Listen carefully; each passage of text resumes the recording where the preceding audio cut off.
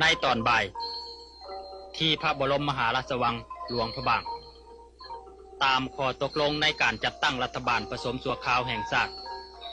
โดยมีเสด็จเจ้าสุวรรณภูมิเป็นนายกรัฐมนตรี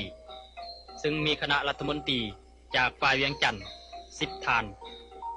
จากฝ่ายบรรดากำลังหักษาด10ท่านและผู้ที่ทรงคุณวุฒิอีก4ท่านรัฐบาลสุดใหม่เข้าคาบบังคมทูลพระบาทสมเด็จพระเจ้ามหาชีวิตที่พระบรมมหาราชวังพระบาทสมเด็จพระเจ้ามหาชีวิตได้ทรงมีพระราชดำรัสให้รัฐบาลที่ประกอบขึ้นใหม่นี้จงใส่ความพยายามจนสุดความสามารถเพื่อให้ประชาชนได้ดำเนินชีวิตไปด้วยสันติสุขภายใต้ระบอบประชาธิปไตยเอกราชและความเป็นกลาง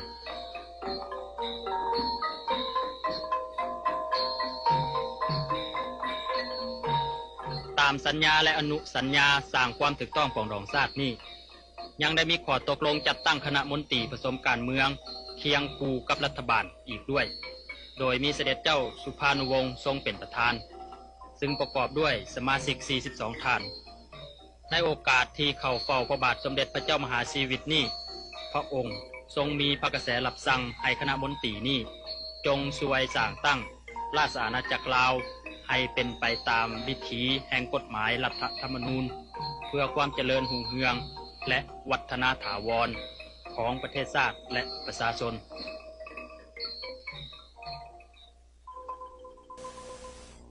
ในวันต่อมาทั้งสองเสด็จและคณะได้เดินทางมาเวียงจันทน์เพื่อประกอบพิธีสาบานตัวที่วัดองค์ตื้อ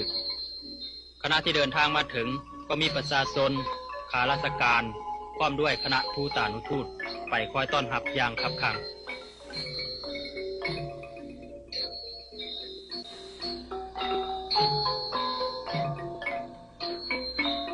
ทุกคนได้ให้คำปฏิญาณตน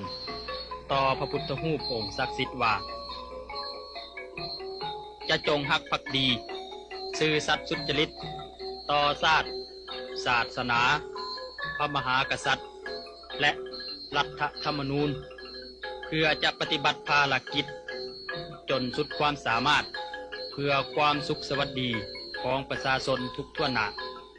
สันติภาพมาแล้วดังน้ำเต้าแก้วหดส่งทั่วธรณี